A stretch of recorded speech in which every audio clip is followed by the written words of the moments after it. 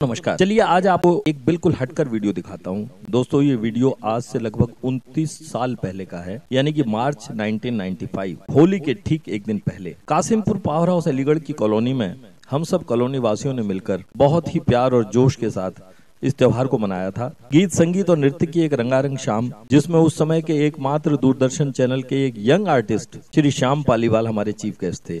आइए आप भी इस नॉस्टैल्जिक मेमोरी का आनंद दीजिए। बिल्कुल नहीं है ऐसा, और पता नहीं वो अच्छा था या ये अच्छा है, लेकिन फिर भी ये बात जरूर है कि अगर कोई आदमी आसानी से मान जाए, कोई आसानी से कुछ बात के लिए मान जाए तो मजा नहीं आता उसमें। तो आज दोपहर में 11 बजे करीब मैं पालीवाल साहब को यहाँ लाया और तब से उन्हें तैयार कर रहा हूँ कि वो कुछ हमारे सामने पेश करें, और वो अभी राजी हुए हैं। तालियां बजा के इसका स्वागत करें साहब, क्योंकि देर से राजी हुए इसलिए मजा आ रहा। मैं ये चाहूंगा, उन्होंने कई दूरदर्शन धारावाहिकों में काम किया, कुछ के नाम मुझे पता है, बुनियाद, कुंवर साहब, तस्वीर का दूसरा रुख, और इसके अलावा इससे और बड़ी बात यह है कि वो 7 साल ड्रामा से जुड़े हुए रहे। मंडी हाउस में उन्होंने Shri Ram college of institute of arts and culture, ये उसमें जो है डिप्लोमा करने के बाद ड्रामा से जुड़े रहे, और एक शेखर सुमन, वो इन्हीं के साथ बैच में पास हुए हैं। तो अभी GTV के कुछ ऑफर्स मिले हैं, शायद उनकी डेट्स वगैरह आने वाली, उसमें जाएंगे। किसी और दुनिया की बात, जिसको कि हम पर्दे पे देखते हैं, जिसको कि हम टीवी के पर दूरदर्शन पे स्क्रीन पे देखते हैं, और उसके बारे में सोचते रहते हैं कि वो लोग जो शूटिंग कर रहे हैं वो ऐसे ऐसे रोल कर रहे हैं, आपस में कैसी बातें करते होंगे, आपस में कैसा सोचते होंगे, बड़ी उत्कंठा रहती है। मेरे तो रहती है, आप लोगों को भी रहती होगी, भले ही बताते ना हो बच्चों को। तो मैं उनसे गुजारिश करूंगा कि यहाँ पर आके वो सबसे पहले तो अपना कोई संस्मरण बताए हमें। हमारा बहुत इच्छा है, मेरे और बहुत से श्रोताओं ने मुझे बताया था इससे पहले कि आप उनसे और प्रोग्राम में जो भी दें, लेकिन ये जरूर बताएं कि अपने किसी प्रोग्राम के बारे में, किसी शूटिंग के बारे में, या कोई जो चाहे ऐसा कोई संस्मरण आप लोगों के सामने रखें। और इसके अलावा अपनी एक आध रचना, कम से कम एक गजल तो सुनाएं यहाँ पे। तो श्री पालीवाल साहब कृपया तालियों से चाहूंगा।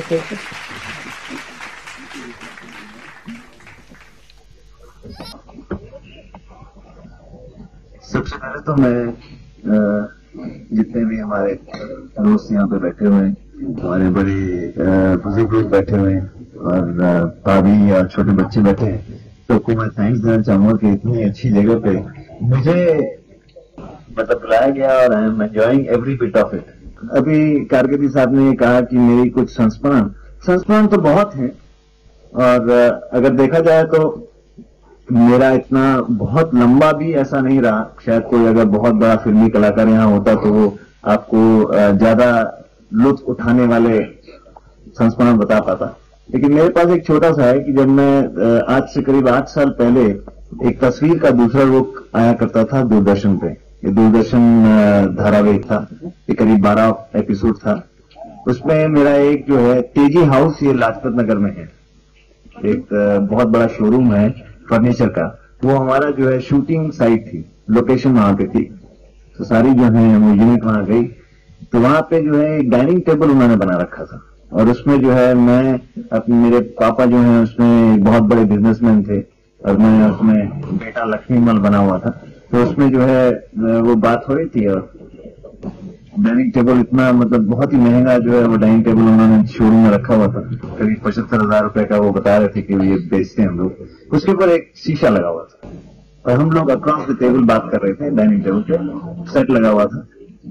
और जैसे ही उन्होंने कहा कि शॉट और एक्शन, तो हम लोगों ने शुरू कर दिया।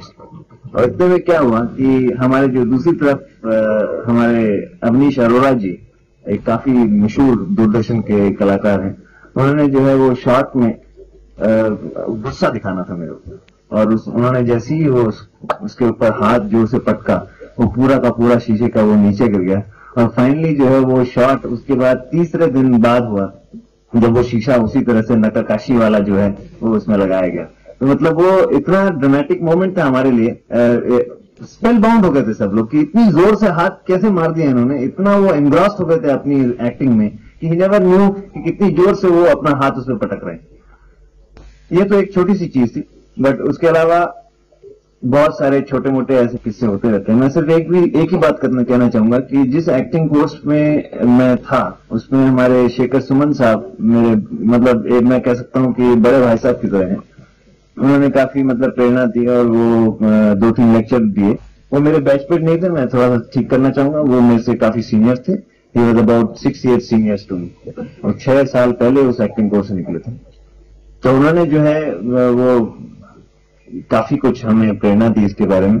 मैं सिर्फ एक ही छोटी सी चीज कहना चाहूंगा कि अगर इंसान कोई चीज उठाना तो मेरे हिसाब से कोई मतलब चीज इतनी मुश्किल नहीं होती।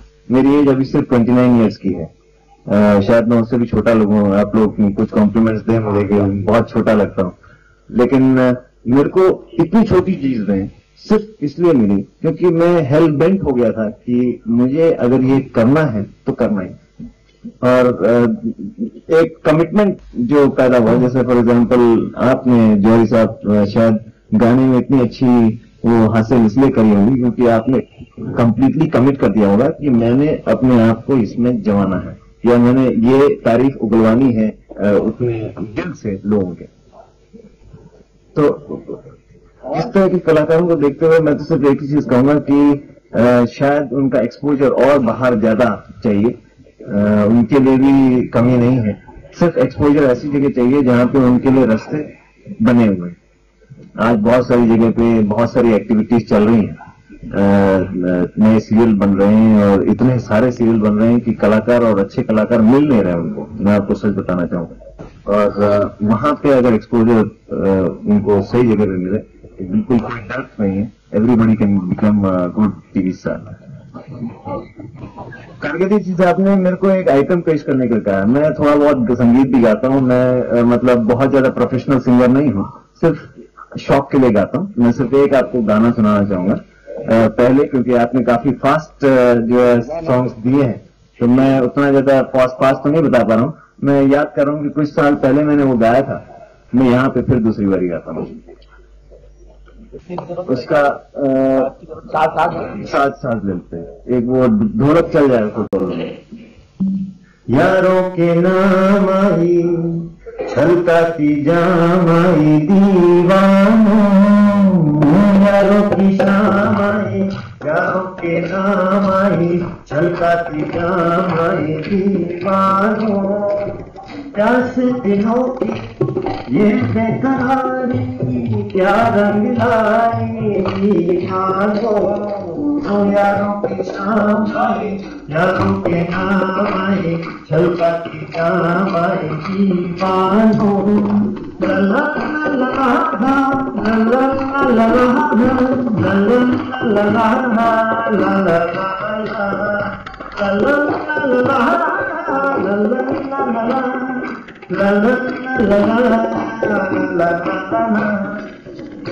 वो अमीर या गरीब का दिल तरसा, वो अमीर या गरीब का दिल, उससे मिले उसके नसीब का दिल,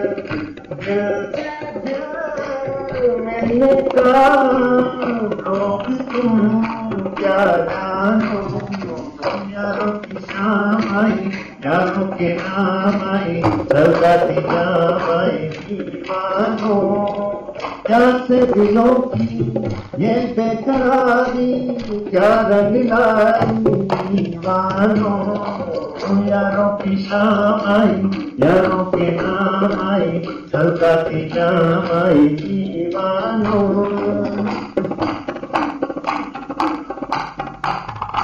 कभी मिले कभी मजबूर हुए, कभी मिले कभी मजबूर हुए, दिल से हम कभी दूर हुए, सदियों से तुम हो मेरे रब, तुम मानो ना मानो, यारों की शाम आई, यारों के नाम आई छलका की जाम आई दीवानों, प्यासे दिलों की ये बेकरारी क्या रंग लाई दीवानों, यारों की शाम आई, यारों के नाम आई छलका की जाम आई दीवानों। सिर्फ याद है मुझे, मैं आपको वो सुनाना चाहूंगा।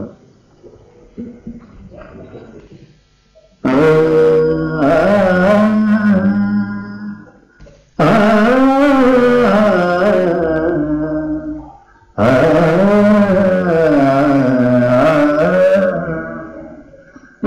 पढ़ते रहे हम किताबें मोहब्बत, जो पढ़ते रहे हम किताबें मोहब्बत, नहीं पा सके हम, नहीं पा सके हम किताबें मोहब्बत, जो पढ़ते रहे हम किताबें मोहब्बत।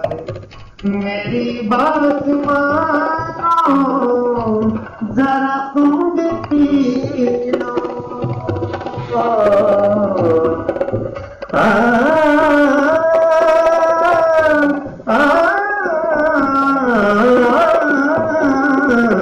मेरी बात मानो